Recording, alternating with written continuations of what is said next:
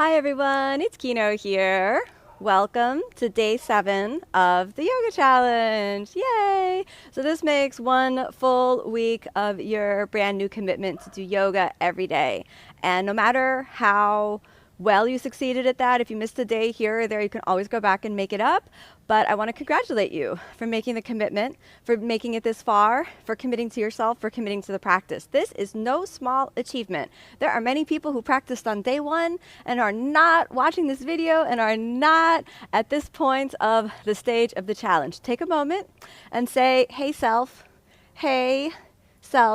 you're doing really good. You're doing really good. You're on the way to establishing a brand new habit, a habit that really brings you into practicing yoga every day. Yay! So what is day 7? Day 7 is also the day when life starts to kick in, when the old habits start to feel stronger than the new habits, when your mind starts talking to you about, you know what?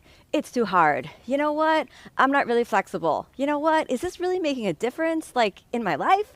I don't have time. I don't have time to watch these videos every day. Like, who was I to think I could do 31 days of yoga every day? Like, I'm nuts. I have things to do, places to go, people to see, a life to live, a family to take care of, a job to do. That's the mind talking. And I am here to motivate you, to keep you inspired to practice so that you can recommit to your own practice and so that you will stay the course through the challenge. So when you hear that voice come up, this is perfect for the theme of the day. The challenge theme of the day is awareness. Awareness, the field of open awareness. Well, what do you do when you hear the voice of doubt? First and foremost, you become aware that doubt is present. You don't need to stop doubt right away, but you do need to be aware that doubt is present. Or if the old habit patterns of your life are present that seem to be pulling you into the same old cycle, instead of rolling out your yoga mat, you seem to be scrolling through Instagram. Well, I hope you find this video. I hope you find this video and that it inspires you to get on the mat and recommit yourself to the practice.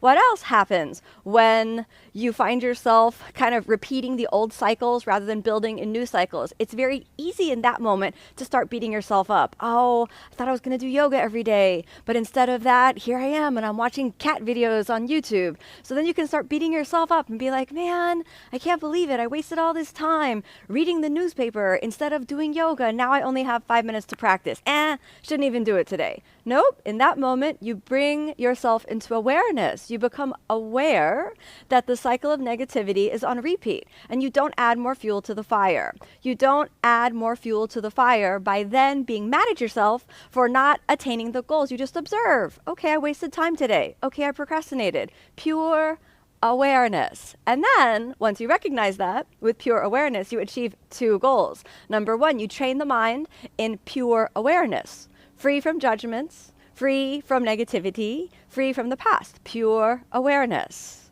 Number 2, this gives you a wonderful vantage point to recommit yourself to the spiritual journey of yoga once more. Now, awareness is a wonderful tool, and we'll dive into that. But I want to remind you about the yoga pose of the day as well. Warrior 2, Virabhadrasana B, is the pose of the day. Remember to join me on OmStars.com for a wonderful full-length practice, brand new, with yours truly, Kino, right here, and you can practice with me. Now, if you don't make it through the full video, all I'm asking you to do for this month is to put it on for the first 5 minutes. Just get on the mat for 5 minutes. Let that small commitment take you through each day. Make the commitment to go on your yoga mat or go in your yoga space, wherever that is, whether it's on a mat or a towel or just a carpet somewhere in your home, and turn the video on for 5 minutes a day. You're listening to me chat right now, so why not practice with me for 5 minutes a day? OmStars.com, get your code for a free month of practice, and you get access not only to the challenge, but to our over 2,000 video library of classes and yoga lifestyle videos on OmStars.com. Okay, now that we've chatted about that a little bit, let's return to the discussion about awareness. Awareness, pure awareness, the field of open awareness, is traditionally a state of mind that you cultivate, which is free from value judgments, free from the stories that we tell about whether things are good or bad. The field of pure awareness is simply observant, equanimous, non-judgmental. There are no preferences. It is not rooted in past, and it is not hankering towards the future. Pure awareness is simply aware, aware, aware, aware of what is. Now, my best experience cultivating awareness is through the practice of meditation. As you know, I've been practicing yoga for over 20 years, and you might not know that I've also had a sitting practice for almost that amount of time, something like around 19 years. And the best place that I've found to really build the faculty of pure awareness is through meditation. I practice a style of meditation called Vipassana, and I've done a few retreats that have really gotten me grounded in the method. This comes from the teaching of the Buddha. And in the language of the Buddha, which is Pali, a sister language to the ancient language of Sanskrit, awareness is called sati. And there's a famous sutta, or sutra, as it is in Sanskrit, called the Satipatthana Sutta. The Satipatthana Sutta. This is where you have the Buddha's teaching on awareness, or, as it's more popularly translated today, mindfulness. Mindfulness is a big catchphrase that you seem to see in the wellness industry all over the world, but it's important to remember that it is an ancient teaching of Buddhism, of the Buddha, from thousands of years ago. When we think about this, oh, okay, it's not just an app. Oh, okay, it's not just some technique to increase my job performance. The Buddha taught awareness, sati, as one of the 7 factors of enlightenment. So the purpose of awareness is not just to release anxiety, but that's a wonderful side effect. It's not just to make you happier, but that's a wonderful side effect. It's not just to remove your headaches, but that can be a truly wonderful side effect. But we remember that the spiritual path of yoga is aimed at liberation. We're aimed at really kind of liberating the soul from the bondages of what's called in Sanskrit the samskaras, or in the Pali sankharas. So when we think about this, these are behavioral patterns rooted in the past accumulated reaction patterns that normally cloud our vision of the future, preventing us from being fully aware, and thereby coloring the present with the scent of the past. Coloring the present with the scent of the past. And then what happens is that we recreate the past and create the future to look just like the past. We're in this cycle of what's called a samskara, this cycle that repeats over and over again. Now, when you think about that, I'm sure you can identify with so many, so much of your life.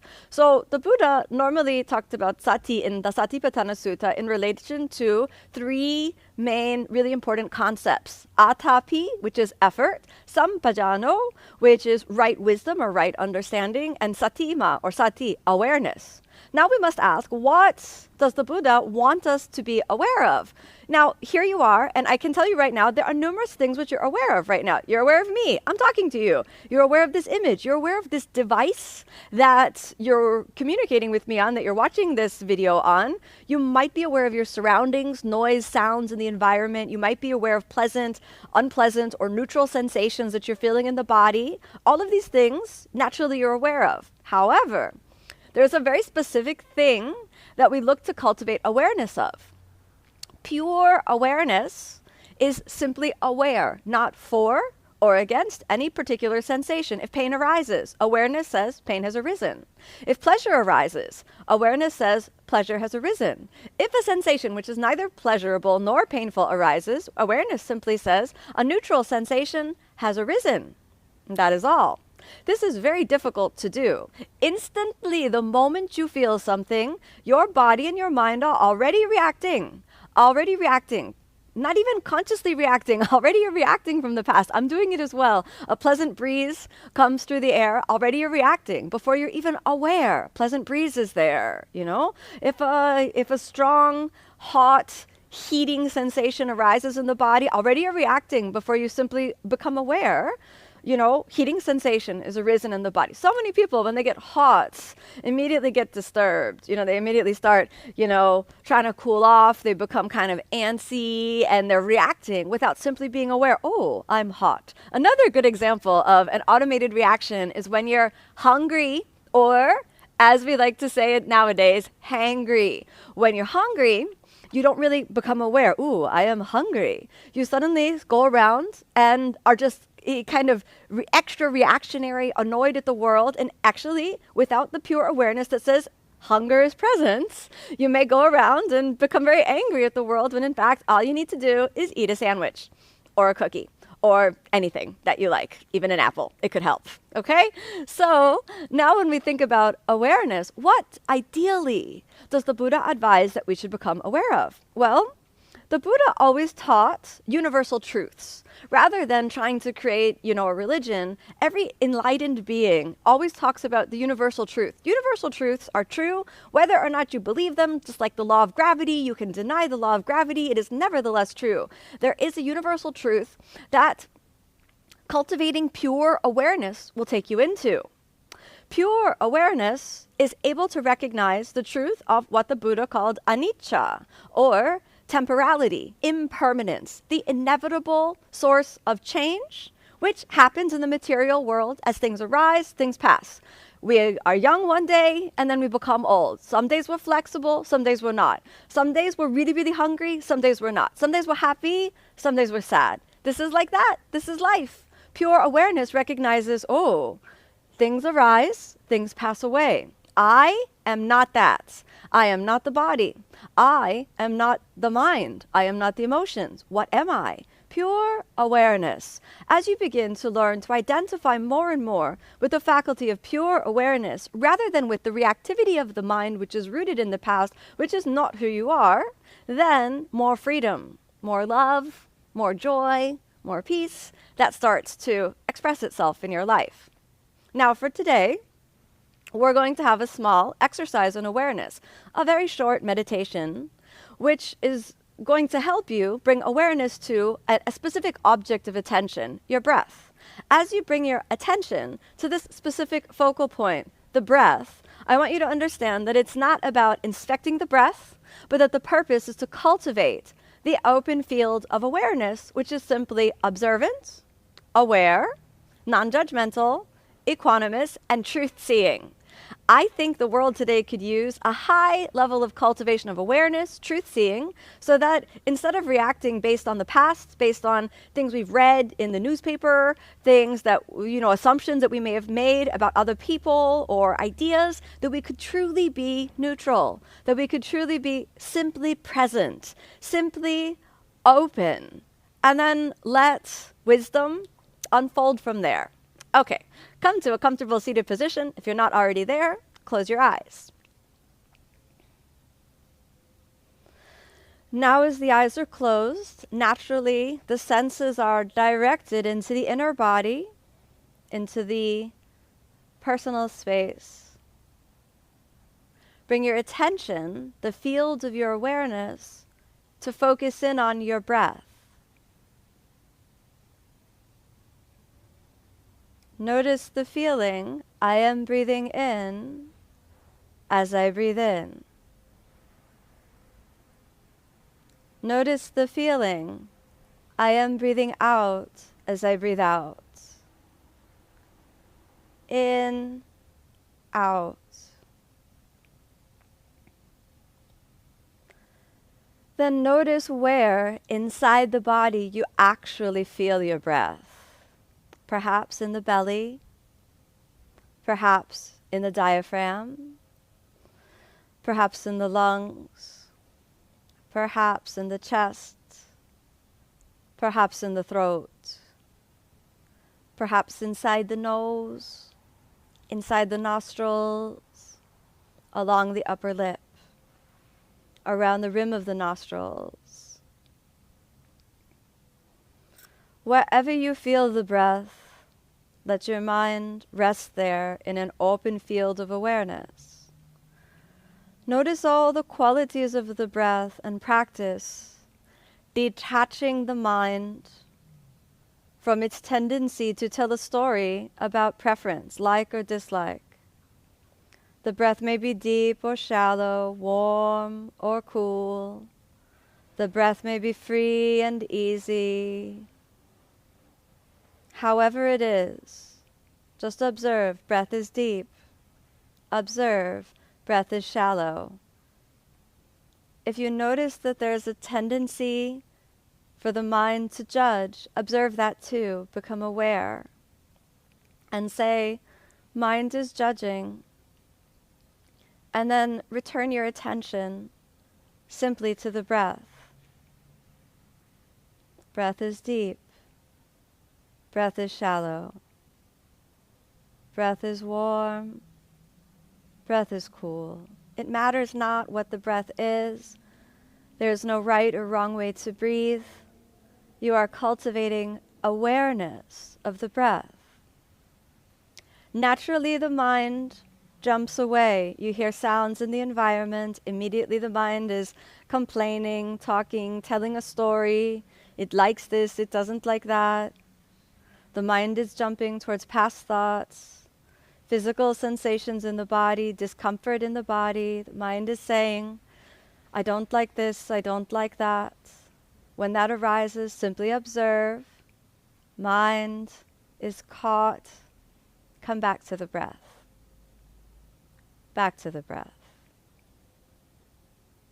It may help you to focus more specifically, perhaps inside the nostrils and along the upper lip.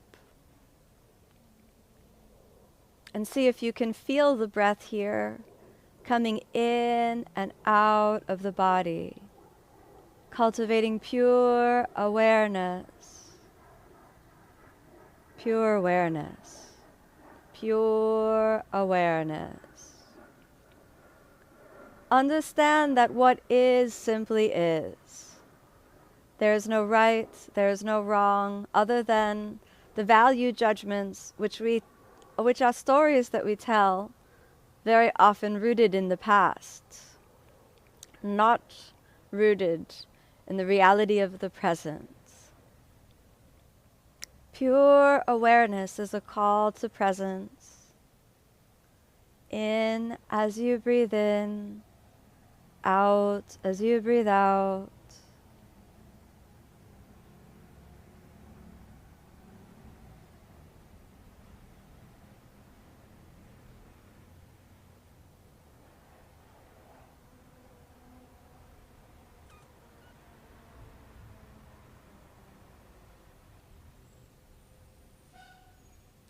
Now gently allow yourself a deeper conscious breath.